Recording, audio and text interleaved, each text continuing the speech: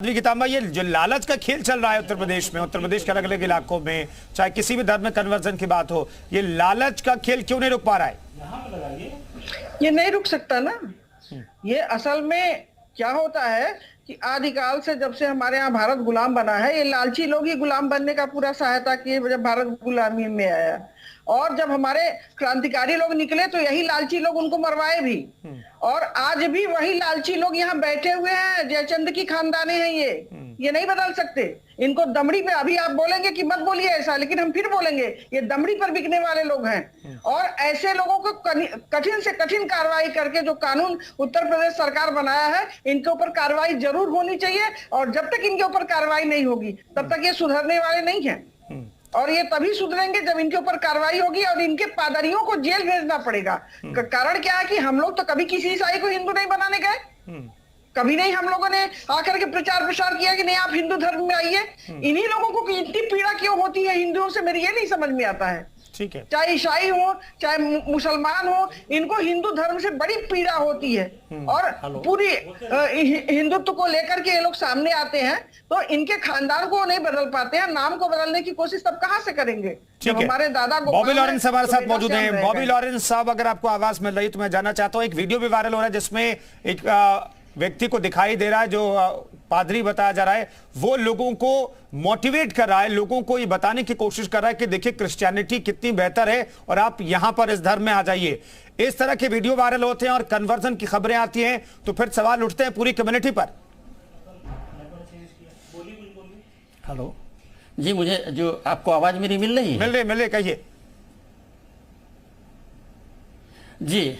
सबसे पहले तो मैं आप सभी दर्शकों का अभिवादन करता हूं और मैं ये कहना चाहूँगा कि देखिए, धर्मांतरण किसी भी एंगल से ठीक नहीं है और हम और समुदाय जो है धर्मांतरण का विरोध करते हैं। और यूपी में तो देखिए योगी आदित्यनाथ जी की सरकार है और उनका मैंडेट बिल्कुल, देखिए उनका विजन बिल्कुल क्लियर है जो है इस मामले में। और इसके लिए भी हमारे वकील साहब ने बताया कि इसके लिए एक कानून भी है और सरकार निश्चित तौर पर इस मामले को संज्ञान में लेगी और इस पर उचित कार्रवाई भी करेगी। और आपको एक चीज और बताना चाहता हूं कि धर्मांतरण ये जो होता है, ये जो धर्मांतरण के पीछे का खेल होता है, इसमें कुछ एंटी सोशल एलिमेंट हैं। देखिए, कम्युनिटी का कहीं इसमें कोई लेना देना नहीं है। कम्युनिटी के लोग नेशन के काम के लिए लगे हुए हैं। कोई एजुकेशन देने के लिए लगा हुआ है, कोई डॉक्टर है, कोई इंजीनियर है और कोई क्या नाम है, नर्स है। सब लोग अपने अपने काम में लगे हुए हैं। नहीं बॉबी लॉरेंस, लेकिन सवाल ये उठता है ना कि इस एंटी सोशल एलिमेंट के पास इतना पैसा कहां से आ जाता है कि गांव के लोगों को आप लालच दे करके, उन्हें पैसे दे करके, बाकी लालच दे करके आप उन्हें बरगला लेते हैं और कन्वर्जन करा लेते हैं। इनके पास पैसा कहां से आता है?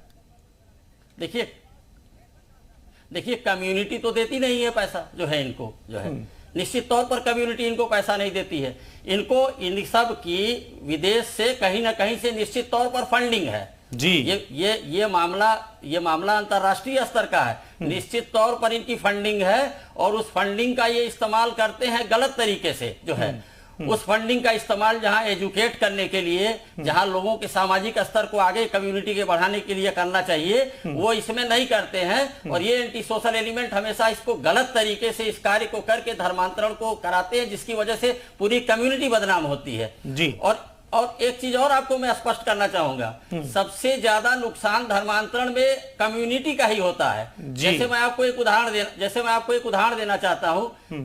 जैसे मेरा नाम बॉबी लॉरेंस है, मेरे पिताजी का नाम जीएन लॉरेंस। हम लोग एंग्लो इंडियन है और हम लोग कन्वर्टेड नहीं है, हम कम्युनिटी को बिलोंग करते हैं। लेकिन वहीं हमारे बच्चों को या हमारे जो कम्युनिटी के लोग हैं उनको जॉब नहीं मिल पाता है। ये लोग कन्वर्जन जहां करा के लाते हैं नए लोगों को, उनको हर जगह आगे कहीं कॉलेज में नौकरी दे देना, कहीं पर शिफ्ट कर देना किसी और जॉब में। इस तरीके से कन्वर्जन से तो कम्युनिटी का एक तरीके से देखा जाए नुकसान होता है। और बिल्कुल मैं कन्वर्जन के बिल्कुल खिलाफ हूं और ये कन्वर्जन बिल्कुल नहीं होना चाहिए। और फिर मैं आपको स्पष्ट कर रहा हूं कि योगी आदित्यनाथ जी की सरकार है, बिल्कुल गैर कानूनी तरीके से आप कन्वर्जन करेंगे तो उन्हें गैर जरूरी लाभ देना पड़ेगा आपको और उसकी वजह से कम्युनिटी को नुकसान पहुंचता है बॉबी लॉरेंस ही कह रहे हैं। आनंद त्रिपाठी जी, हमें बताइए कि उत्तर प्रदेश में योगी आदित्यनाथ सरकार जब आई तो आपने जिक्र किया कि एक नया कानून लेकर के आई सरकार, और दरअसल ये कानून लाया गया था लव जिहाद के खिलाफ और बाकी रेगुलराइज करने के लिए लाया गया था कानून। मैं जानना चाहता हूं क्या कन्वर्जन के जो नियम है इस कानून में वो इतने जटिल हैं क्या कि उस नियम के हिसाब से कन्वर्जन नहीं होते हैं? गैर कानूनी तरीके से कन्वर्जन के मामले सामने आते रहते हैं, इसकी वजह क्या है? ये देखिए, ऐसा है कि जो कम्युनिटी कन्वर्जन है ये तो इलीगल है, क्योंकि इसमें जो है ऐसा है, जो धार्मिक मान्यता है उसमें यह है कि मान लीजिए कि अपनी इच्छा से अगर कोई करना चाहता है कन्वर्जन, तो लीगल प्रोसेस बहुत आसान है, उस प्रोसेस के हिसाब से आप अगर कन्वर्जन कर लेते हैं तो कोई इशू नहीं है। लेकिन जब लालच प्रलोभन आ जाता है तो उसमें क्या है कि जो थोड़ा सा आर्थिक रूप से इकोनॉमिकल वीकर सेक्शन है हमारे यहाँ, जो सुदूर गांवों में रहते हैं या शहरों में है, जो कमजोर वर्ग है, इनको इनकी बेसिक नीड को पूरा करने के लिए कभी इनको नौकरी का झांसा दे करके, कभी इनको पैसे का झांसा दे करके, कभी इनको जो है सुविधाओं का झांसा दे करके इनको कन्वर्जन कराया जाता है। तो इस तरीके का जो कन्वर्जन है वो माननीय योगी जी ने जो अभी नया कानून लाया उसके हिसाब से उसमें जो है वो सख्त कानून है और सख्त 2 साल से लेकर के 10 साल तक की कम्युनिटी कन्वर्जन में 10 साल तक की सजा का प्रावधान किया गया है। 5 लाख रुपए तक के जुर्माने का भी प्रावधान किया गया है। इसके बावजूद भी इस तरीके का अगर कन्वर्जन हो रहा है तो कहीं ना कहीं वो जो है वो मतलब कि सख्ती का से इनसे निपटना पड़ेगा। ठीक है, सख्ती से निपटना पड़ेगा। साध्वी गीतांबा, ये सख्ती दिखाई देती है क्या उत्तर प्रदेश में? कानून तो लिया योगी सरकार और सख्त कानून है ये, लेकिन क्या वो सख्ती दिखाई देती है जिसकी जरूरत है? नहीं, दिखेगी, वो जरूर दिखेगी और इनको सजा जरूर होगा। ऐसे लोग अगर हमारे धर्म को नष्ट करने के लिए उतारू हैं तो जयचंदों को सजा मिली और मिलेगी, वो तो आएगा सामने। अभी योगी आदित्यनाथ जी के कान तक बात गई नहीं होगी और जाएगी तो इनका अच्छे से स्वागत होगा, और जब तक इनका स्वागत नहीं होगा तब तक ये इसी तरह से पगलाए रहेंगे। इनको भोजन मिल रहा है, इनको फ्री शिक्षा मिल रही है, इनको सरकारी हॉस्पिटल मिल रहा है, फिर भी इनको शांति नहीं है। क्यों नहीं है जानते हैं आप? इनको दारू नहीं मिलता है, इनको मुर्गा नहीं मिलता है। ये दारू मुर्गा के लिए कन्वर्जन कर रहे हैं और यही इनकी जरूरत है और इसलिए बिकते हैं। जैसे नेताओं की रैली निकलती है तो बस खाली 500 रुपए दे दो, दारू दे दो और ये रैली में चले जाएंगे, बस वही स्थिति यहाँ है। इनको धर्म से कोई मतलब नहीं है और वो जो कह रहे हैं कि पैसा बाहर से आ रहा है, निश्चित आ रहा है और बस इसीलिए आ रहा है। और ये दारू पी करके कुछ दिन बाद होश ठिकाने आएगा तो फिर लौट के आएंगे, तब जूता खाएंगे। और अभी तो योगी आदित्यनाथ खुद ही जूता खिलाएंगे, अच्छे से खिलाएंगे, कोई वो नहीं है। आप बार बार कहेंगे कि हम जबान पर कंट्रोल करें, नहीं होता है। कहां से जबान पर कंट्रोल होगा? हमारे ही धर्म के खिलाफ इस तरह से होता रहे और हम जबान पर कंट्रोल करें, नहीं हो पाएगा।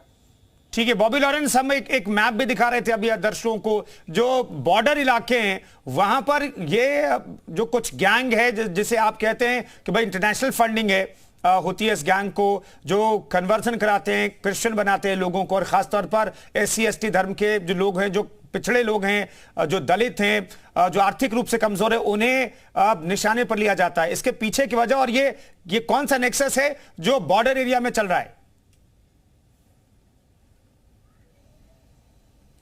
नहीं, ये तो देखिए, ये एक्चुअली हमने बताया ना कि एक एंटी सोशल जो एलिमेंट हैं बाहर के, ये सारी घटनाओं को करा रहे हैं।